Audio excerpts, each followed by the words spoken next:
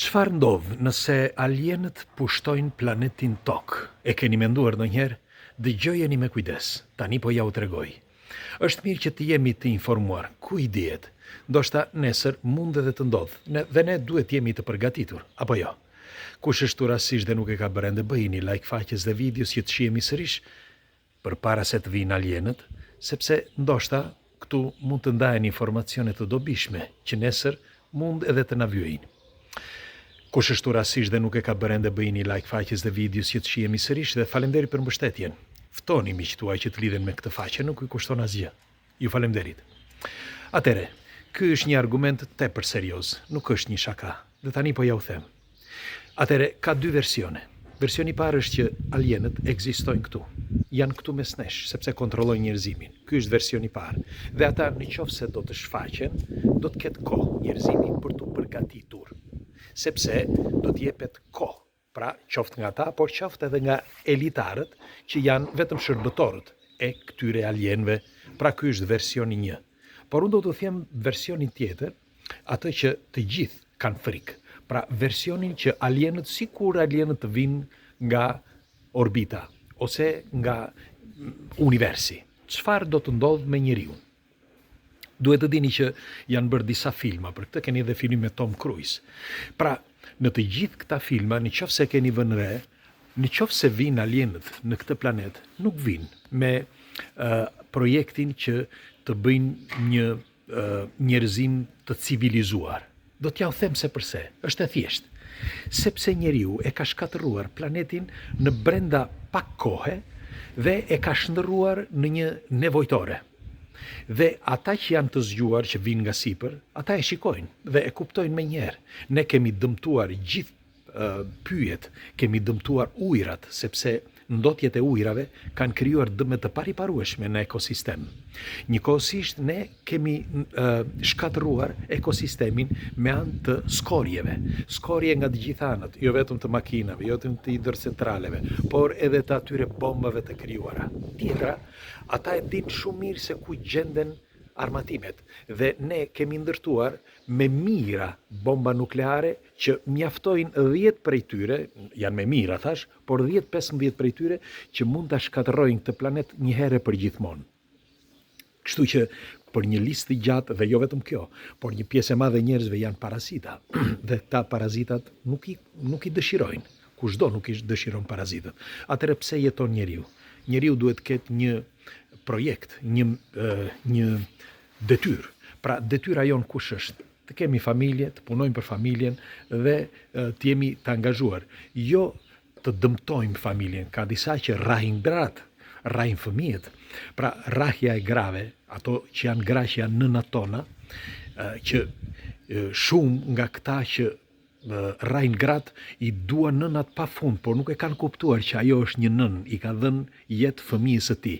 Pra, për një sër që është një listë pa fund, alienët, gjëja e parë që vinë, nëse do të vinë në planetin Tokë, ata nuk vinë për të mbajtur njeriun si një kukull, por për ta shfarosur atë, për ta pastruar planetin. Sepse vetëm duke e pastruar totalisht planetin mund të rifillojë nga e para jeta, ose mund të ketë një zgjidhje. Zgjidhja kush është? Të zgjedhin vetëm disa, po a mundet që të zgjedhin disa dhe disa jo? Nuk besoj.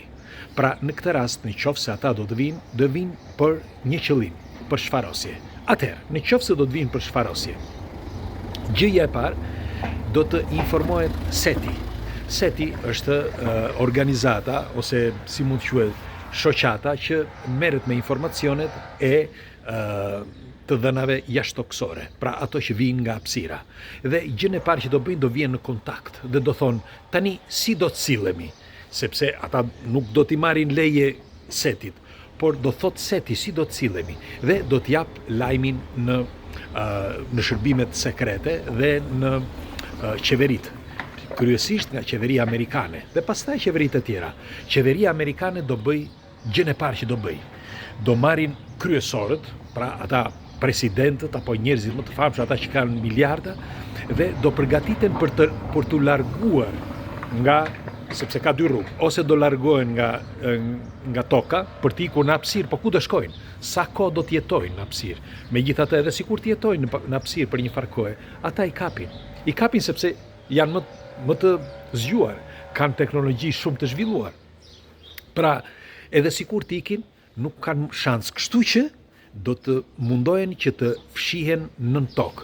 Por duhet të dini që nën tokë, kur do që të fshihen, ka disa aparatura që të gjejnë nëse ti gjendesh nën tokë.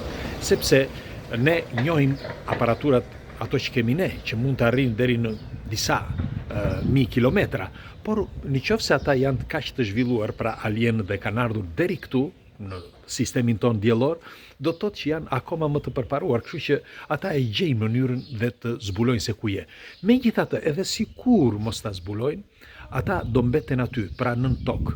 Ç'është e vërteta, ata që jetojnë nën tokë, nën 9 metra, thellësi nën tokë, me kalimin e kohës krijon probleme të mëdha në shëndetin e njeriut, sepse nuk ka. Njeriu është formuar për të jetuar në sipërfaqe të tokës, jo nën tokë, jo nën ujë dhe as në orbit. Ndodhin shumë anomali në ADN-n e njeriut, por me kalimin e kohës njeriu vdes. Pra e vetmja mënyrë është që të jetojnë në sipërfaqe. Kështu që si do të jetojnë këta që do të fshihen nën tokë? Më ndiqni me kujdes, sepse duket banale, por dëgjojeni. Pra ata që do të vinë, alienët, do të gjën e parë që do bëjnë, ata do të vinë në kontakt dhe thonë tani ne do t'ju shfarosim. Ose mund të mos informojnë fare. Por për sapo planeti të ketë marrë informacionin që po vinë alienët, gjëja e parë do informojë qeveria dhe qeveria është e detyruar që të informojë disa grupe të rëndësishme, sepse nuk do informojë njeriu, sepse po të informojë gjithë botën, bëhet një kaos total. Kaosi do të jetë, por do të jetë jo menjëherë, sepse do ta marrin vesh shumë vonë populli. Kështu që këta pasi të përgatiten që të shkojnë nën tokë, për shembull, sepse është e vetmja mënyrë, ndërkohë do e marrin vesh edhe të tjerë, sepse do informojnë brez pas brezi, me fjalë njëri pas tjetrit, këta që janë në qeveri, do informojnë kushurinë dhe kushurinë do informojnë të tjerë akoma derisa të arrijë edhe tek populli. Por duhet të dini që brenda një kohe shumë të shkurtër, pra në pak minuta, do të ketë një kolaps total të financës. Një kolaps total, sepse të gjitha çfarë janë në financë, të gjithë njerëzit që punojnë pas këtyre financave, dhe ata që janë pas kompjuterve, do të ndalojnë dhe do të ketë një kolaps total, një shkatërrim total. Pse? Sepse mundet edhe teknologjia që të bie breakdown. Pse? Sepse ka disa njerëz që punojnë mbas këtyre, pra mbas inteligjencë artificiale, mbas kompjuterve, mbas ekonomisë, mbas çdo gjë. Njëkohësisht mund të ndodhë edhe një kolaps të energjisë, pra energjia elektrike apo energjia diellore apo energji të tjera. Pse kjo? Shkak i problemeve që do të jenë të kompjutereve e tjerë dhe të sistemit, por shkak edhe që mundet të krijohet edhe një sistem bllokimi nga ato speciet. Duhet të dini që është bërë një armë e tillë, një armë që mund të frenojë çdo gjë që gjendet këtu në planet. Pra qoftë të komunikimit, të radiove, të telefonave, çdo gjëje, dhe të televizorave, çdo gjë, edhe të kompjuterave, por njëkohësisht edhe të çdo lloj emetimi është bërë kjo armë. Dhe e ka bërë njeriu. Merreni me mend ata që vinë nga larg. Janë më të fortë se ne, më të zgjuar se ne. Pra, edhe në këtë prizëm ata mund ta bllokojnë çdo gjë, çdo komunikim dhe është një blok total. Ti nuk mund të komunikosh dot me askënd, vetëm me ata që ke përballë, me zë, vetëm filan, nga mali në mal si bëj atëherë në kohët e lashta. Por edhe kjo nuk vlen. Nuk vlen sepse ke pak kohë. Atëherë, nëse ti ke pak kohë, sepse ata kanë ardhur për shkatruar, si do ta bësh ti, si do të luftosh ti? Ti edhe sikur të bëhen të gjithë bota bashk për të luftuar një pjesë që vjen nga hapësira, ti nuk i lufton dot, sepse nuk ke teknologjinë e duhur, ata kanë teknologji më të zhvilluar. Kështu që ata të shfarosin pa ardhur fare. Pra që në orbit mund të hedhin diçka që mbetet në atmosferën këtu dhe të vënë në gjumë brenda një minuti, ose të rrullosin brenda me një val dhe të rrullosin, të vdesin me një val, një të vetme. Pra në qoftë se ndodh që alien të dimensioneve të tjera ose të formave të tjera të jetës vinë në këtë planet për të shfarosur njerëzimin, mbajini mend. Nuk kalojnë 24 orë pas një kaosi, nuk do të piprimë as edhe një gjë, as edhe një insekt, as edhe një send nuk do të lëviz dhe as edhe një zë nuk do të dëgjohet më. Pra shkatërimi bëhet brenda një dite.